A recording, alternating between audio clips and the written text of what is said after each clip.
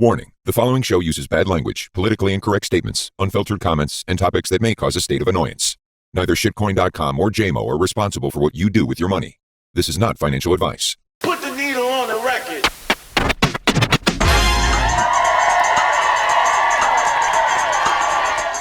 Welcome to Wage Cucking with JMO. Okay, welcome to the first inaugural episode of Wage Cucking with JMO. Andreas and the team at shitcoin.com allowed me to have my own podcast, and our first guest is Director of Autistic Communication, DAC, Brian Micon. How you doing, Brian? Yes, I'm good, JMO. I'm on the first ever. This is the first Wage Cucking with JMO.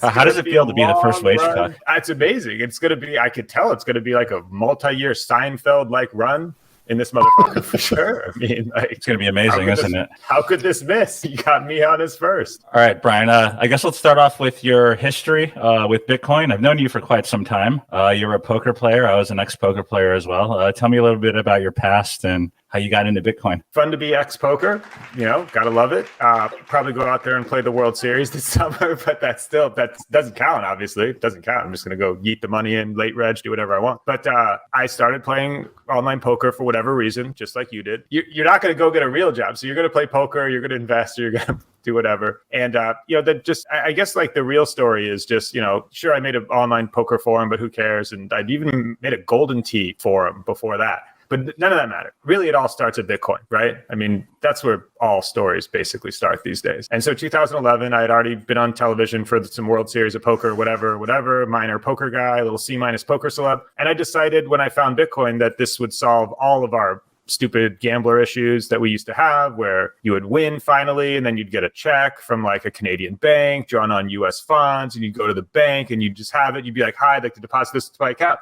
And they look at you and the bank's like, well, what is this from, young man? Why do you have this money? And then you're like, oh, well, because I'm a consultant.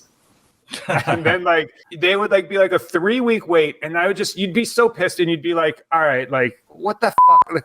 How does money work like this? And then so Bitcoin hit, and then you're just like, oh, well, that is an incredibly leaps and bounds better way for money to work than the current ridiculousness that I deal with now. And then I start thinking, and I'm like, well, my stupid, for lack of a better term, white people problems aren't probably what most people really have to deal with. They have real problems. They are, sending remittance, working, the bottom 30, 40, 50, 60% of the world, working constantly, sending that money to family a lot of the times, probably more than half. And then they're getting crushed by the Western Unions. And so they're getting destroyed by the same sort of absolutely idiot, style cobbled to, just convoluted banking system that we all sort of battle. And that really crushes that really affects them. And I see Bitcoin as wow, you think it helps me? Imagine how much it helps the people that really, really, really need that shit. And I just went hard and promoted it to every single person that I knew, starting when I found it in 2011. I was in the poker world, so every time I played poker, I would tell people about it. I helped market the first Bitcoin online poker site, Seals with Clubs. Seals with Clubs. I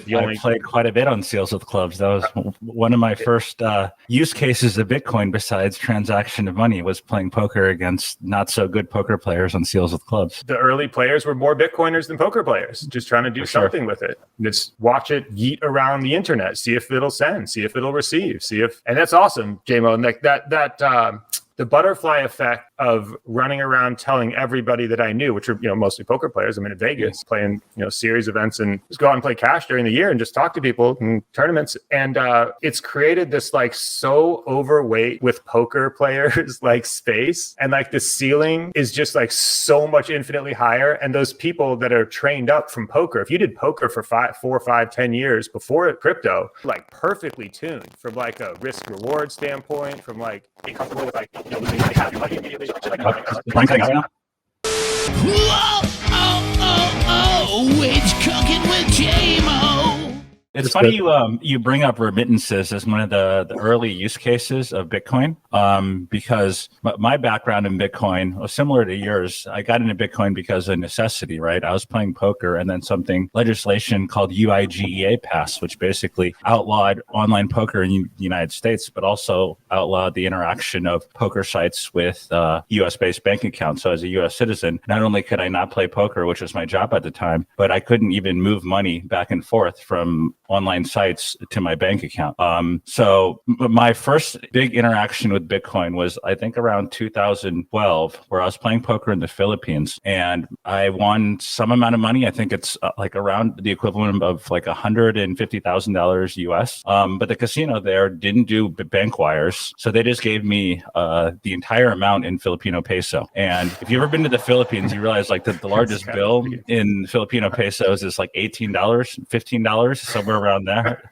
So I was carrying a literal ton of cash around the city. My flight was leaving like the next day. I was trying to figure out what to do with it. So I hit up these people. I think it's two French guys. They were running a crypto exchange in the Philippines called coins.ph. And I had a nice chat with them. And basically what they were doing is they were processing remittance payments from the United States back to the Philippines, because if you're a Filipino migrant worker and you're living in the US, your options were to send it, say, Western Union, and they take like, I think like between like a 5 and 9% fee, which is absolutely absurd for transactions, or you can transact in Bitcoin and pay like a very minimal fee. So I went into they had an apartment in Makati, which is the sort of like the downtown business area of the Philippines. So I went and visited them. I went up to their apartment. They just had like stacks and stacks of cash everywhere in their apartment, these two French guys. And I talked to them a bit, and they were like, yeah, well, we process Bitcoin remittance payments, but we don't do that much volume, because usually people are sending back like $500, $1,000 at a time. And I was trying to do like a one-time transaction of $150,000, which would have been like literally their 3-month volume. So they were like, oh, we can do this, but we're going to need to spread the transactions over like the next month and a half. So we'll send you like $10,000 worth of Bitcoin every week until we pay it off. And I'm like, all right, yeah, sounds good. You guys are trustworthy. So I literally left like this garbage bag of cash in their apartment, and then they eventually sent me all the Bitcoin. But that's a brilliant way to build a position. That's a brilliant way to build a position. Exactly. In 2012? Yeah, I think it was around 2013. My life roll was like $10,000 in 2012 when I like found Bitcoin. Like, I mean, that's awesome. Like that's a great way. And then like it would also layer you in over like 30 days too. It's not even, it seems reasonable. I dollar cost averaged my way in by taking 10,000 a week for like 6 weeks straight, 8 weeks straight. Oh, that's perfect. So anyways, I wanted to move on and talk about your recent interaction with Luke Dash Jr. For those who don't know, Luke Dash Jr. is a long-term Bitcoin developer, and also he's a bit of a religious fanatic. I don't know if fanatic is the right word. I think that's right. Extremist. He's quite religious, and he's made some controversial statements in the past. Like, for example, I remember him saying that divorce should be punished with murder or something to that effect. Yeah. Divorce and abortion. Abortion is equivalent to genocide, and divorce probably also. Yeah. So extremism by the dictionary definition, not the political, very not extreme. The political definition, but the dictionary. It's called a Council of Trent. But on the other side, Luke has been instrumental in the development of Bitcoin as we know it today. I'd say without his contributions, I don't know where Bitcoin would be today. I mean, he's been a Bitcoin developer since inception, I think, or like very close to inception, over 10 years, over 15 years, or whatever the lifespan of Bitcoin is. So yeah, just talk a little bit about your interaction with Luke, and we can go from there. Well, this is, it was great. A lot of people saw it. Just so I know, when I met Andreas, we had actually interacted with each other on Bitcoin Talk, like, in 11 and 12 and stuff, which is hilarious to back that up. And like when I met him in real life, I think it was maybe 5-6 years ago or something. And then so one of the things we obviously got to was like Luke Jr. You meet an old school guy, like, and you're just like, you reminisce about the early times. There's only a couple hundred of us, like really more than half are just batshit crazy by now, or government assets, as we learned, or whatever. So there's just not, so it's just a small crowd. And then so we got to talk about Luke Jr. And I remember being like, damn, he banned me, 2012 or 13. I don't know, like, cause I just sort of take the, I don't know, I guess, I don't know, maybe somewhere between Dawkins and Hitchens sort of like approach to religion where like I do think you should mock it at every turn. I do think it's like a big net negative for humanity. So when I see somebody piping up, most people just, we get older and we get calmer and we just say, oh, okay, I'll just not, I don't want to fuck around. Sometimes I'll just ape in and just be like, no, fuck that. Like, and I think that he banned me after a little anti-Catholicism rant, I think 10 years ago. And so I asked him, I think was it you? Who did I ask to get me unbanned? Was it you, Andreas? I asked somebody like you to ask him when they were at, I think Bitcoin Miami, to unban me. I don't remember. I don't think maybe it wasn't you. I don't even remember. But I got word to him like, "Hey man, let's take another shot." Because I really did. I can imagine Andreas. I can imagine Andreas in like the Bitcoin core developers like group chat. Like, "Hey Luke, my friend Brian here wants an unblock. Can you unban him, please?" Take another shot. I don't think I would do that because you would just come back and unban you. It's like, fuck Jesus. I know. Well, I mean, basically, right after the 10 years, we'll do it again. And so I guess it was you. I don't remember, but I got unbanned. He unbanned. Maybe I just tweeted it and asked somebody. I don't remember. But so he unbanned me, and then the Ordinals thing pop off, and then like I'm a big Pepe guy. Like I got 2 Nakamoto cards. I'm the rare Pepe dealer. I got a fucking rare Pepe gallery in Decentralization. I mean, I'm about that life, and so I'm an artist. No one even saw that coming. But there's a Soda Popinski right there that I made in 2017. That's a beauty. That's part of the OG rare Pepe set, and this is a physicalized by Exer. You can buy the Soda Popinski, Modern Art Disaster #1, coming up in Bitcoin Miami 2023. It's a physical with 21 Soda Popinskis in it. It's a mitered edge table made by Exer. You're gonna Scarce City auction. You'll see. You'll see.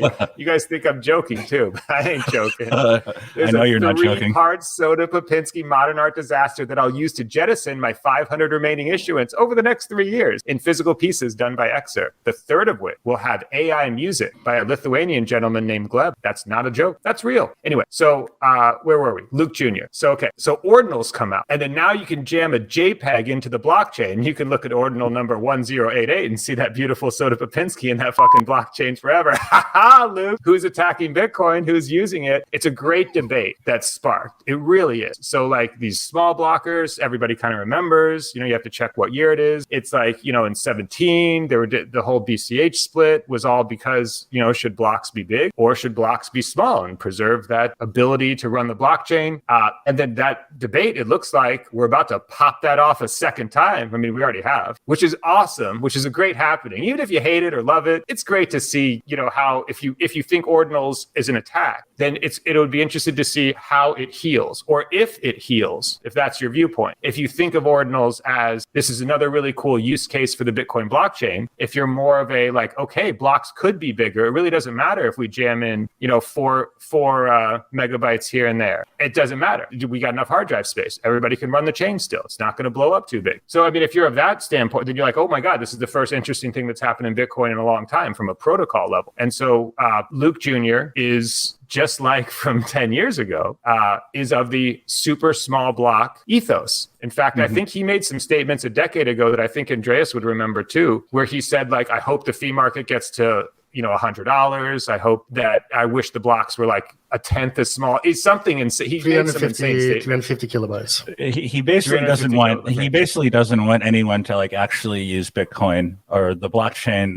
that Bitcoin is built on for anything else besides transacting back and forth. Right? Would that be an accurate description of his take? I think that we got a good digital record that is an accurate description because the interaction that we had that you were talking about, it starts with saying, hey, it's great because there's now a Song a Day Man song about it that's just been in my head just like constantly that I actually bought.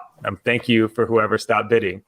We'll have to load that up in a hot minute because it's really catchy. But Song a Day Man, Lion and Trick in the Code is the Google, Nick, if you're listening. Lion and Trick in the Code will give you the YouTube right clean.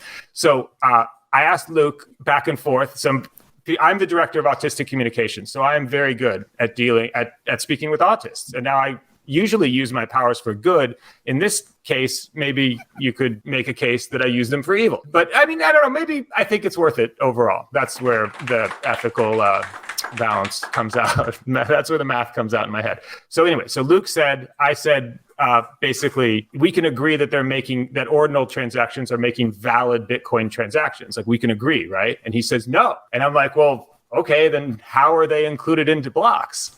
And then he responds back with, by lying and tricking the code, which is, I hope, an instant CT platinum hit masterpiece, because guy with narcissistic tendencies like myself, I love being included in these little happenings. Like, God damn, get me in, screenshot me in Brian, you've hacked Bitcoin. You've hacked Bitcoin. How does it feel? It feels it feels great. It feels wonderful. And I actually wanted to go back and talk a little bit more about this. So you bring up rare pepes. A lot of people don't know that. I think it's like 2014 around a protocol called Counterparty was launched on Bitcoin, and is essentially what we know today as sort of a layer 2, where you could build tokens on Counterparty, you could build NFTs, these rare pepes and stuff like that. And there was a huge war in the Bitcoin community whether these transactions were valid. I believe they're called like the OP return wars, where they're trying to limit the amount of these transactions. I think what was also included was gaming transactions through Satoshi Dice, because Satoshi Dice was using the blockchain as a random number generator to set up a gaming site to have provably fair results. Andreas needs to pop off here to just dial in some accuracies here. He's going to tell you that Satoshi Dice on-chain transactions were where Luke Jr. wanted to censor them, but they were just regular TX. Like, there was just no way to censor that. And then I believe that other one, Andreas, what did he about the layer 2 Counterparty being a layer 2? Are you gonna pop off on that? Or it's really just a protocol using the op return data? Luke wanted to soft fork ban Satoshi Dice by because I think the address had started with a certain thing. So they were using vanity addresses. They started compiling these massive ban lists in his own fork of Bitcoin,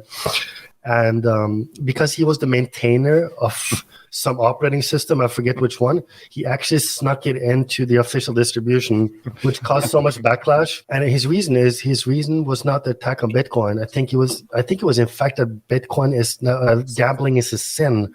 So this got really far. And I thought it was anti-spam. I thought it was the same thing, anti-spam. Just like how he's marketing his Ordinal. Okay, it may be, but you might be right.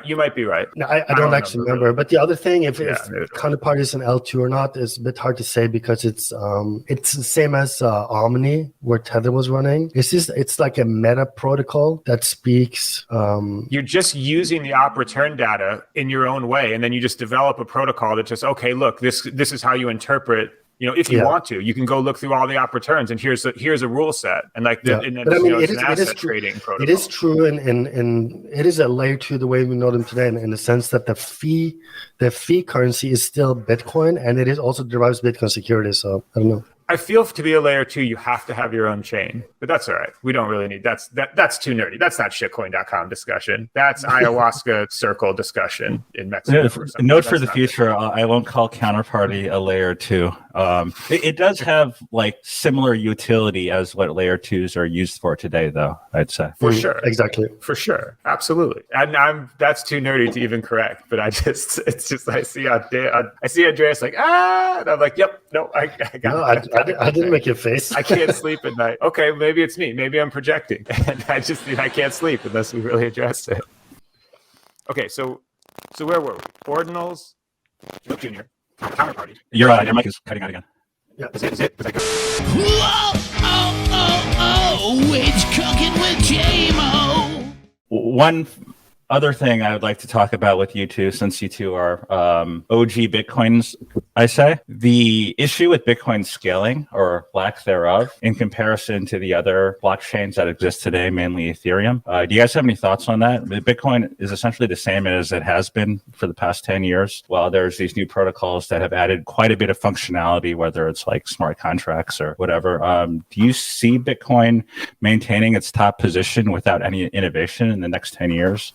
I mean, I'm always very partial to shilling like Drivechain, but if we just say Bitcoin the way it is today, then I guess the thing that is worrying is that the total amount of fees paid to use Ethereum are so much higher than on Bitcoin that But I mean, if you're realistic, it means that Ethereum has superior security. And you can say proof of stake doesn't work, this and that and so on. But at some point, like there will be so much money spent on Ethereum fees that it becomes a problem for Bitcoin, because Bitcoin will not have that many paying customers. Well, why do you think Bitcoin people are so rigid in their views as to what a blockchain is? I mean, if I was a Bitcoin developer and I was looking at, say, what Ethereum was doing, I would be like, wow, that's pretty nice stuff. Let's try to implement that on our protocol.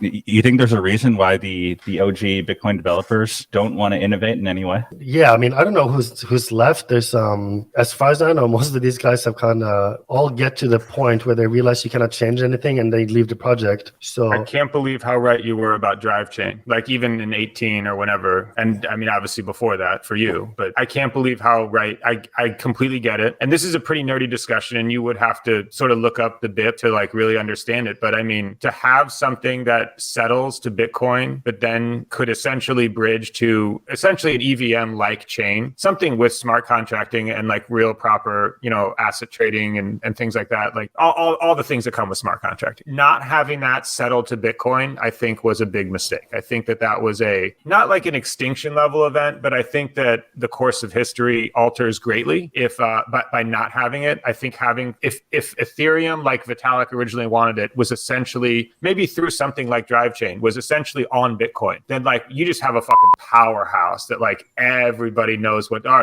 do we use if we're a nation state like El Salvador and we're going to make a crazy play? Okay, well, it's obviously the thing with everything. There's no other choice. And so, and like you said today, well, yeah, maybe Ethereum is an existential threat to Bitcoin. I don't look at it like that. I like Bitcoin. I actually kind of like, it's weird. I guess I was very much a big blocker, but more than any one side, I was like an open-minded person that just likes to think about it and doesn't, and not smart enough, doesn't understand the code, not a developer enough to like really know what the hell the right answer is, but just sort of have my feelings that are, and I thought that technology would keep, especially hard drive technology, I thought would keep accelerating. There really wouldn't be a problem with space. And then, but I kind of see the other side. We're keeping Bitcoin just very simple, very small, very secure, not adding enough like, EVM style potential gotchas where there's like all these crazy hacks and all these crazy like contract drains and all these crazy like bridge emptiers by North Koreans and shit, and just keeping it very, very simple. UTXO set, very, very simple,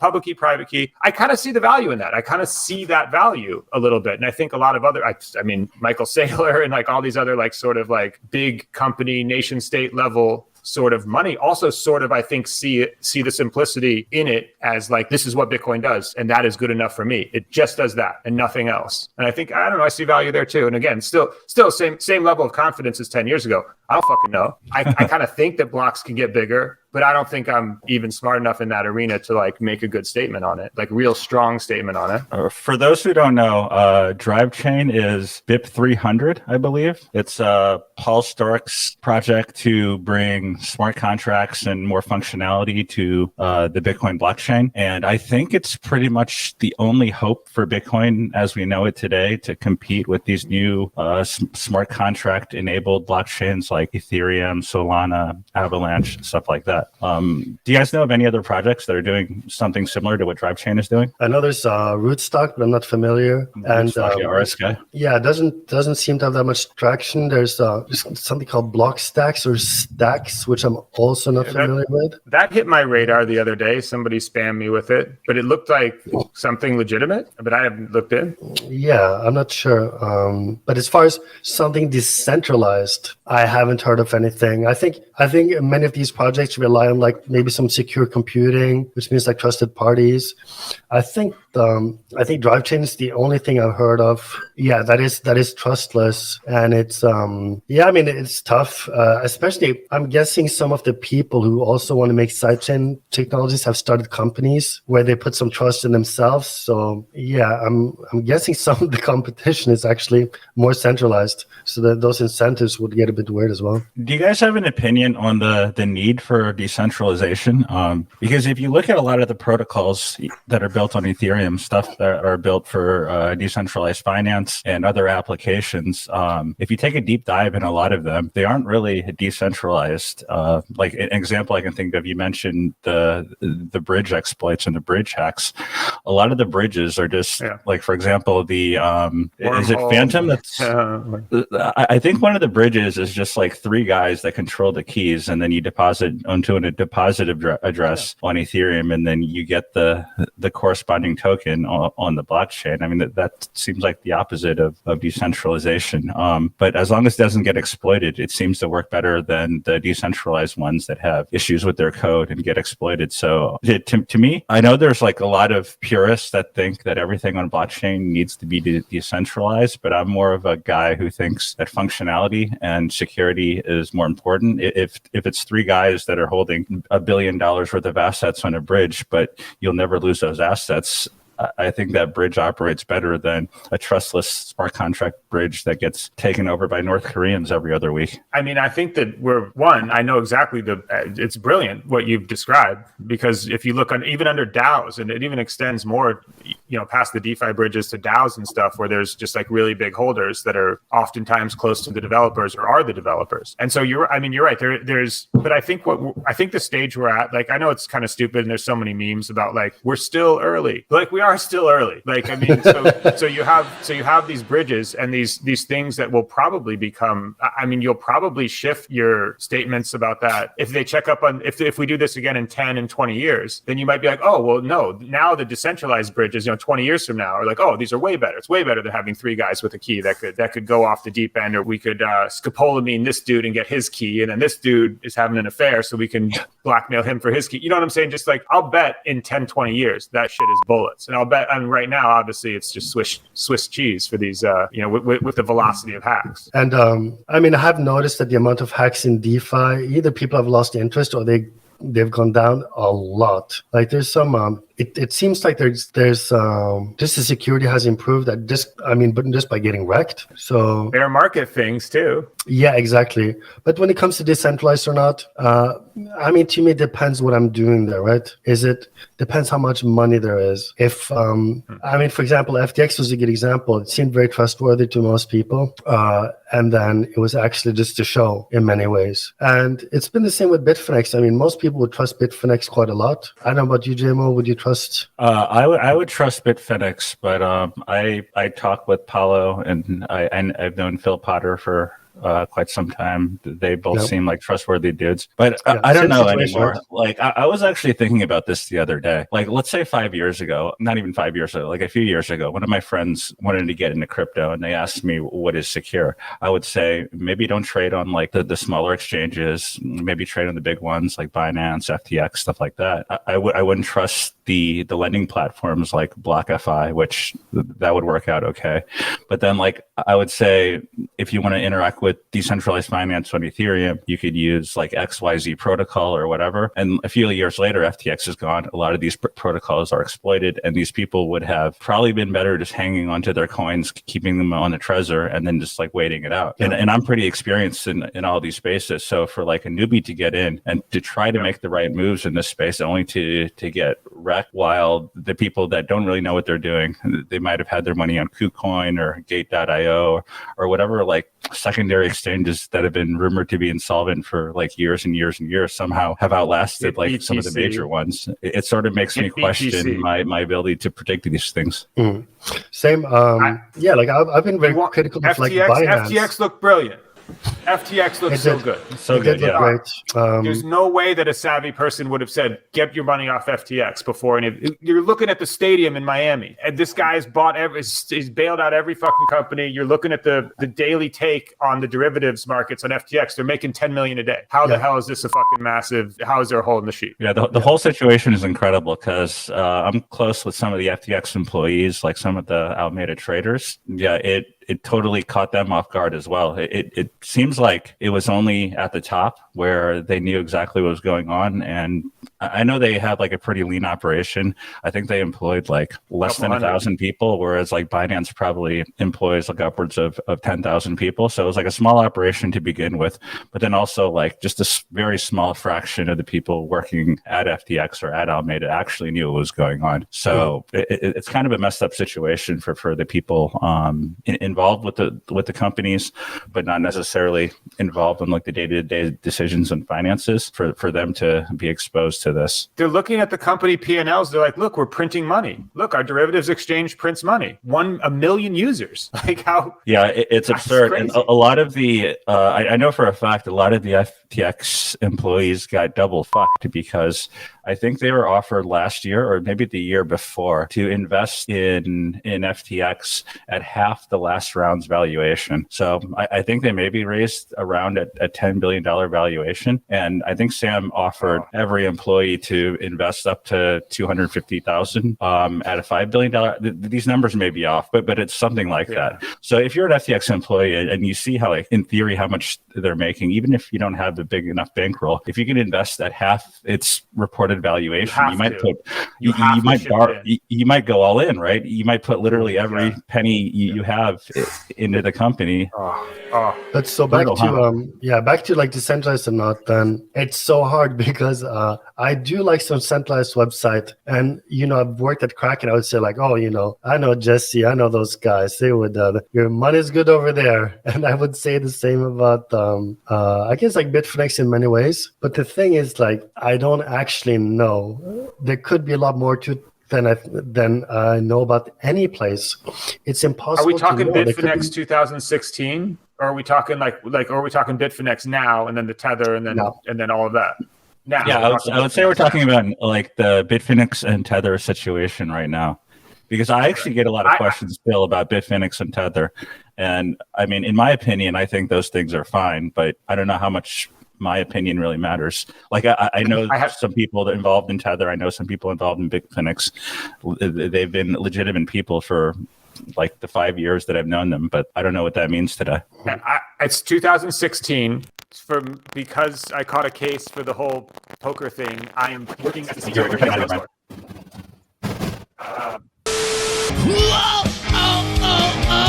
It's Cucking with J-Mo. It's 2016, and then a buddy comes up to me and basically is like, "Hey, which exchange do I use? I want wires." And I said Bitfinex. It's like I mean, how bad could that have been in 16? It's like one of the only, not docs anymore, obviously. Just I don't know. And then he's like, it needed to be. He wasn't a U.S. person or something. And I'm like, Bitfinex. That seems to be the strongest. And then of course, like a week later, he's got tokens instead of his funds. Wreck. I'm like, I'm sorry. I think those tokens actually made it out okay, right? Like if you held those tokens and converted it to, I don't know the exact process, but like they traded openly, and they were like half value, or like maybe even 30 cents on the dollar. Then they kept paying it off, and then all of a sudden even the token So for those who don't know, Bitfinex got hacked for, I want to say, like 70,000 Bitcoin, which was a huge portion of their liquid assets at the time, their user deposits. So what they did was they issued a debt token, and they listed the debt token on Bitfinex itself, so people could trade Bitfinex debt. It's what our buddy Zane, who is an FTX employee, suggested FTX do.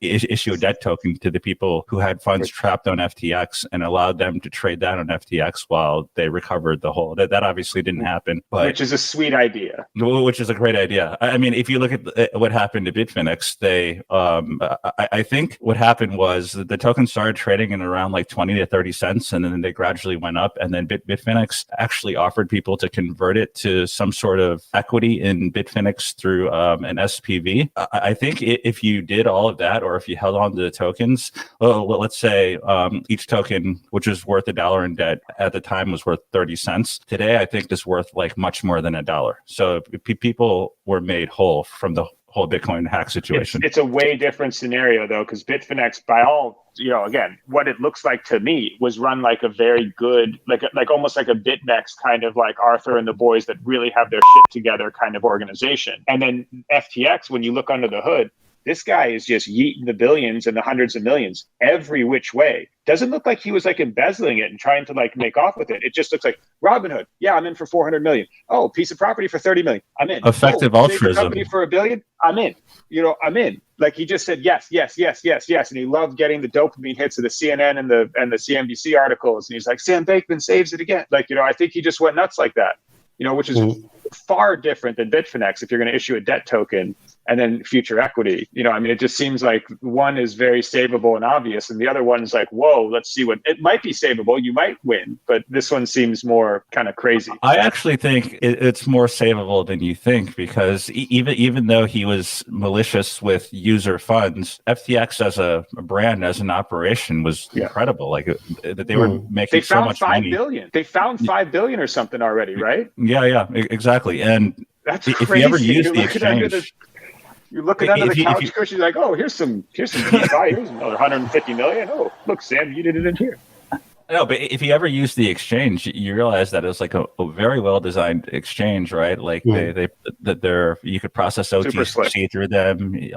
The user interface was fantastic. Like it was, there are real assets there. And like if someone relaunched FTX today, like just took over all the assets, it took over the user interface, the code base, and just launched it as an exchange, I think it'd be one of the biggest exchanges in the world pretty quickly, because like I'd rather trade on. You said something brilliant. Do you remember the old BitMEX? When I just had this combo with a VC the other day. He said that it was, the UI was so good, you just wanted to click it in. FTX had that same thing about trading, where somehow like when you had this, you just like, it felt the UI was so good, you just like 50x leverage. You're like, I don't know what it is. I can't even describe it. Absolutely, it's addicting. And as someone who has used like every type of exchange, like I've used like all the original dexes on Ethereum, like Ether Delta and stuff like that. I've used all the like Huobi, Qcoin,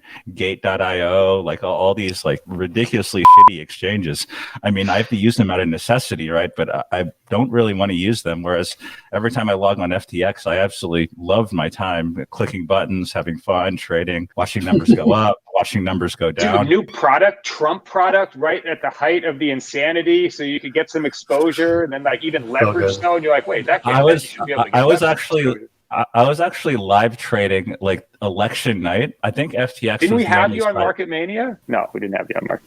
No, you did. You did. You were on Market Mania for that. I was special. Yeah. But I don't think I talked about the best gambling night. Yeah, but it was an incredible gambling night. I was just sitting on my computer, like watching the coverage, and the swings were incredible because the way the votes are reported, like by 4 p.m. that day, it seemed like Trump was like a lock to win, and the market went from like 70, 80 Trump all the way nosedive down to like 5, 10, somewhere around there within like a few hours.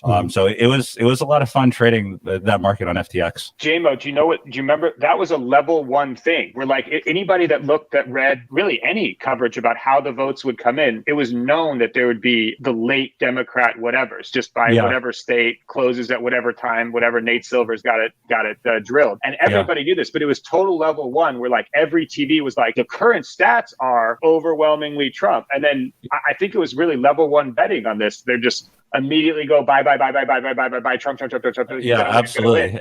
And you just knew that it's about to change. It's just it's just going to happen. Like that's just the way that it was like the perfect market for someone to trade those counterparties that didn't understand what was going on, because all the other markets were down at the time, right? If you put a bet on any other exchange, they take the line offline because it's not a peer-to-peer market. It's you're betting against the house, so it's like you bet one line or you bet the other side. But in a market where you can trade that asset back and forth in real time, like it was pretty revolutionary. Like I don't think it's really offered with volume anywhere else. Did they not have it on Bitfinex Betfair? at Cuck limits? Sorry, what did you say, Andres? Sorry. Was it not available on Betfair? Not like this. I don't think so.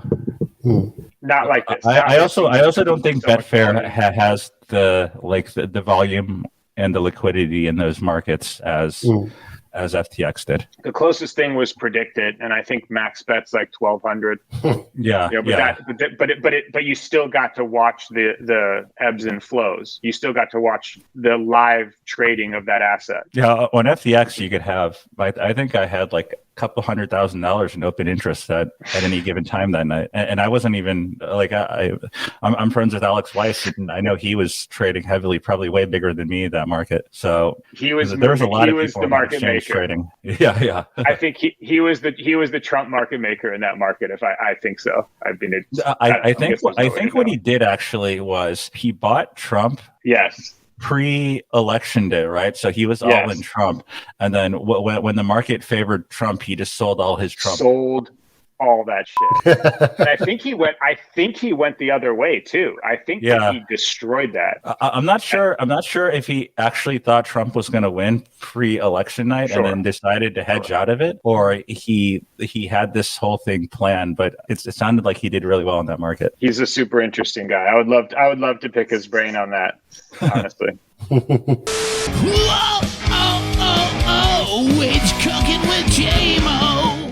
Okay, one last thing I wanted to talk to you about, I have it on my list here, is the future of Bitcoin. Mainly, there's been a lot of FUD recently about network security in Bitcoin when the blocks have repeatedly and the block fee isn't paid to miners, thus reducing the network security of Bitcoin. Like, a lot of people who are pro Ethereum think Bitcoin will die out in like 10 to 20 years because the block reward isn't going to be large enough to incentivize miners to keep the network secure. I was wondering if you guys have any thoughts on that and any way around that. Andreas probably has more just like, I don't know, study on this than I do. But to me, I always thought the fee market was supposed to emerge. Bitcoin was supposed to skyrocket. It would still be a nice reward every 10 minutes. I mean, it seems like it's going that way still. I don't know. Look, I'm not that worried about that. Should I be? Yeah, I mean, I've heard this mentioned over the years, but I don't understand, like, why wanted just the difficulty go down? Sure. Yeah, that's an obvious situation. I thought it was supposed to be self-correcting. I thought that was the whole point. Yeah, it doesn't that's what I'm saying. That's why I don't worry about it. It doesn't seem like it's becoming a problem. Like, you don't really see like, for example, if you just look at hash rate alone, I think in like the past 5 years, it's trending upwards, right? Yeah, every time I look at it, it's always trending upwards. But there might be so much hash power when that comes that, like Andreas says, like, yeah, sure, maybe the difficulty goes down. Maybe the hashing rate declines. But like, it still might just be so much. It would be so hard to, like, produce all of the hardware needed to corrupt the network still. Yeah, and I mean, how much money is paid in the fee market? It's just how much people are willing to spend to use Bitcoin. And why would that go down? That would only go down if Bitcoin became less useful, is the way I see it. So I don't quite understand. I never understood that argument, really. This is one of the reasons why I firmly believe that Bitcoin really needs innovations like Drivechain, because it sort of allows for other use cases for Bitcoin rather than just peer-to-peer transactions. And if it brings more users to Bitcoin, that'll eventually result in more fees being paid as transactions go up, regardless of what they're for. So I guess our friend Luke Dash would constitute a lot of it as spam, but as long as people are paying for transactions on the Bitcoin network, I don't see that as a bad thing. I saw the coldest take ever on this, where he says that Ordinals are putting undue pressure on, I think it was like, I forget the word he used, like marginalized peoples in third world countries that are running nodes, because now they have to store more data and now it's going to cost them more. And it's like the single coldest take I think I've seen on this topic. And I mean, the answer to that is like, you might actually be so wrong that like these ordinals are building a fee market that you need for Bitcoin to survive. So I mean, like, you don't know. I don't know.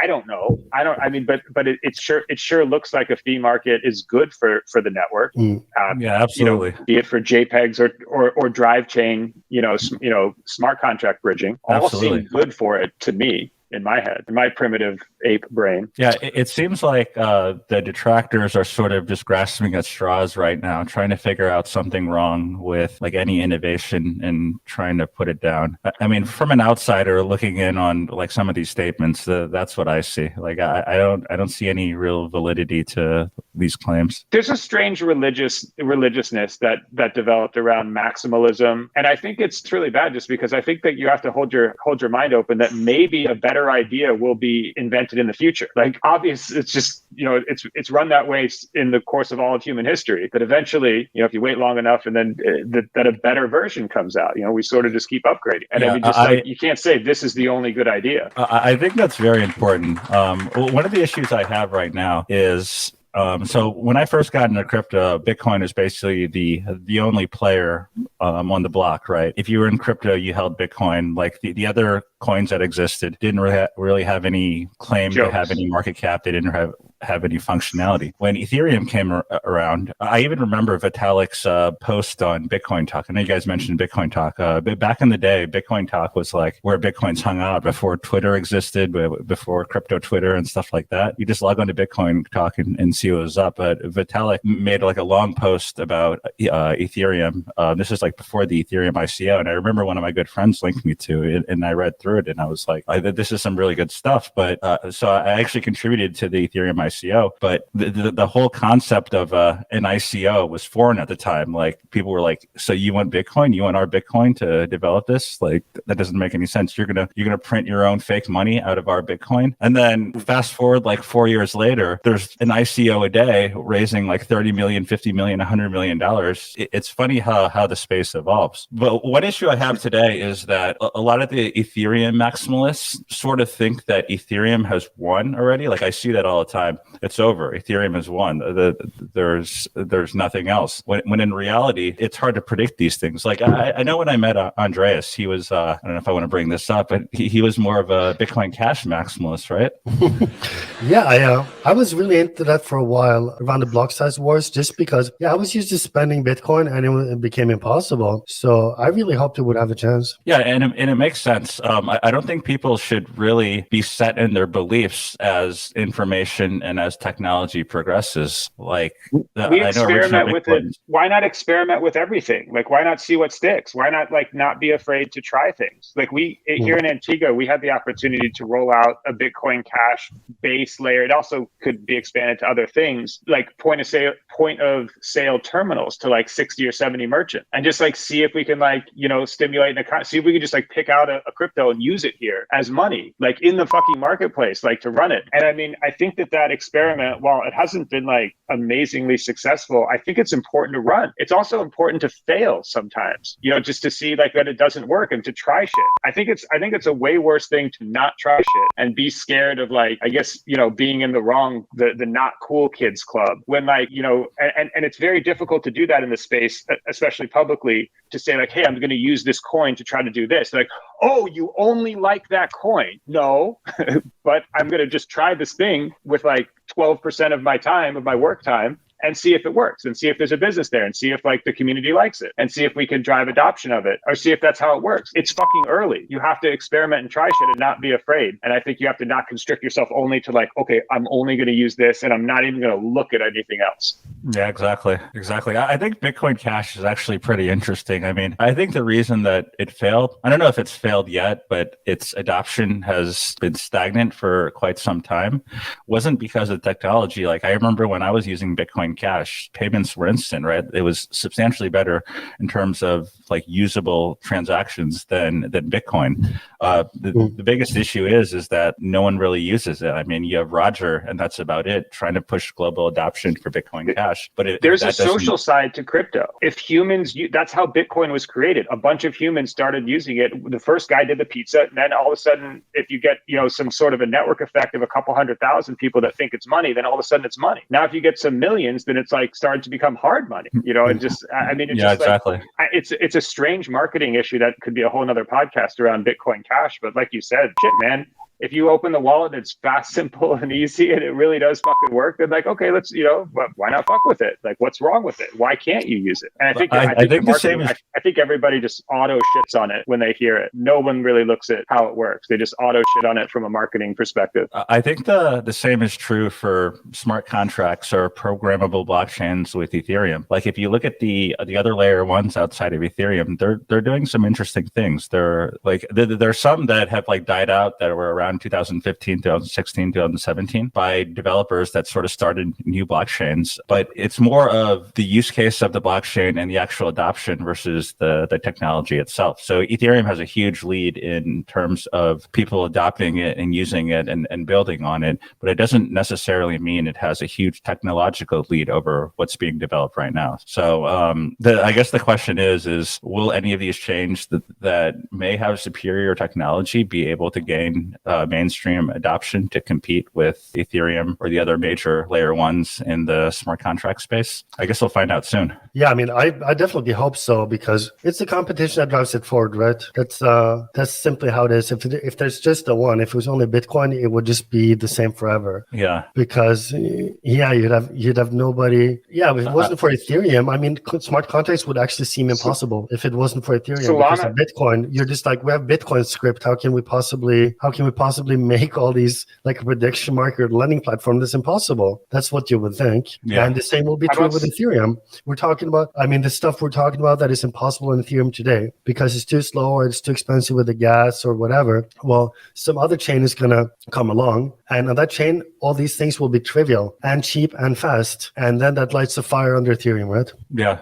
Friendly competition is always good. It lets everyone, or it forces everyone to improve their product or build better products. How about Solana just as a like marketplace use case where just a guy was really funding it with, tens of millions, hundreds of millions to try to pump a chain and to try to like develop all the dApps and everything on Solana, like, SBF really pumped Solana. And it's just, I mean, it's so interesting to see another EVM chain that's like really just like ravenously funded for not even a great reason. It doesn't even have to be a great reason, just to see what happens, see what an EVM chain that like, that has basically like, I don't know, somewhere between VC and crazy guy funding. I mean, they opened up a Solana store in New York City. I mean, they did shit that's like, you didn't think of an EVM, you didn't think Ethereum was going to open up a store, did you? Solana Phones. Right? Like, I actually am still waiting on my Solana phone.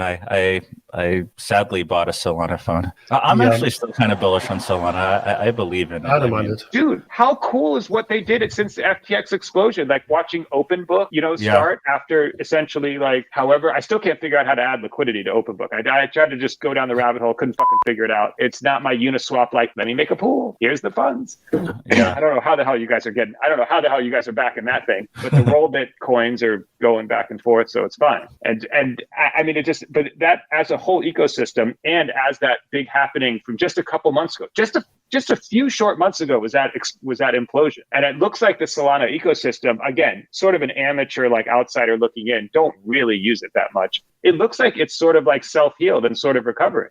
No, I think it has, or maybe not healed completely. I don't think Solana will ever be what it was at its peak, just because it doesn't have the FTX backing anymore. But in a way, it's sort of beneficial because what is going to develop from Solana is going to have to happen organically. It's not going to be that there's not going to be like these shitcoin projects that are power funded and pushed by FTX. There's a bunch of cool stuff on Solana. Because I was going to say, Micon, what you're looking for, I think in many ways, JMO knows better than me, but in many ways exists Polychain. No, what's it called? Not Polygon. Polygon, yeah. Sure. I've been to their parties. I got their swag bags. They have like 8 different chains. I don't know where the money's coming from. By the way, Polygon was the bridge I was thinking of that's like run by 3 guys. I'm pretty sure Polygon is the one. It's like I believe it's three Indian guys in someone's basement in Mumbai. And if your transaction ever gets stuck on the Polygon bridge, you hit up Rajesh and you're like, hey man, can you send me my money on Polygon? Please send me the Etherscan link. I need to see Etherscan link in order to complete your bridge transaction, please. I don't even know if you can do that anymore. I don't know if you're allowed to do that. Yeah, Come and I don't know either. Cancel me. Cancel the DAC. Cancel the DAC. Episode 1 of Wage Cuck, and we're already canceled. That was brutal. No, you can Jackson. It's okay. Anyways, but before we go, there's one more thing I wanted to talk to you about, and it was a video playing when I logged on today. It was titled Cuck Tower. Oh, Jesus Christ. Can you describe to me what Cuck Tower is? Well, he's in it. I mean, Jesus Christ. Okay. Is a bad joke about Solana. What am I going to just tell it? Are you going to play it, or are we going to just no? Cuck Tower is a joke that there was a socialistic developer, and then he always was asking me for money for like a stupid fund that just had like a speak and spell like deck that came with it, and then just like and I just made up a story when we were on the call, and I said, hey, I'm hiring. I need a developer. I'm starting a porn site. It's called Cuck Tower. You send your wife here, and everybody gangbangs her. We give you a nice video at the end of it. It's Cuck Tower, and I just told this developer, I'm not a pornographer. Never done it. And I just made up a story. I was real high. I made up a story, and then I told told him that. I asked him also. I mean, it dragged on, and I asked him. I said, "Would you like to be a performer?" Because part of the angle can be, even the network admin fucks your what. And I mean, that's hilarious to me to just one guy. And then this is Cuck Tower. I come to you from Cuck Tower because it's more Micon ended up selling so many Pepes that he actually has a long-term lease on Cuck Tower. I mean, Cuck Tower he's in it right now. Oh wow, it's a great view from Cuck Tower. It's a beautiful. I was actually going to say. So me and Andreas have this thing where we decided if Bitcoin ever hits was $100,000, we would run a battleship and we would throw a party on a battleship. I know a guy who can get us a battleship, and we're going to throw a party on the battleship. Okay. Maybe we should set a price point for Bitcoin for where we can make Cuck Tower a reality. It's about $1 million. It's about $1 million. Okay, to buy that. Now they want too much for it. It's an old crane. There's shit that falls off. The concrete falls off. But they want $1 million for it. It's probably worth about half that. It's been in the family since the 1800s. And then I guess there is another room. I mean, we could soundproof it. We could lay down some plastic or something, and we got a cleaner. So I mean, it's possible. We'd have to employ a jizz mopper. I mean, definitely, and it's there's some winding stairs going up it. There would be a huge health hazard as well. But how about 200,000? If Bitcoin hits 200,000, we'll make Cuck Tower a reality. Well, let's agree to that. I have 2 employees. There's 2 employees that work here for them. Guys, they'll both be down. They're both down with it. They both seem crazy. I know those guys. They'll be down in the morning. Yeah, they're 5'8". Yeah, Andreas met them. Yeah, it's fine. The other room. Okay. All right, JMO. What do you think? OnlyFans is a subscription model? I've never done this before. We got some friends in Vegas that have. I mean, we can call them up. Yeah. I mean, we could make this into a profitable business. Like, you think this is a meme, but of course it's going to make money. It's a great idea. We will. I don't think it's the actual guy we reached out to, but we will get like a web dev, like a 4'11" like web dev. That'll just, I'm just saying, like, that'll just, like, a midget web dev that also does the cucking. And he just, like, looks right at the camera, like, why'd you send your wife here? Like, I don't know. So we could work. His job description on his name tag will be web dev /cucker. We could workshop it. There's something here. Perfect. All right. God, I think that's all we have for today. Andres, anything else? I had nothing to add. All right, Brian. Thanks for coming on. Hey, this is great. This is a great first episode.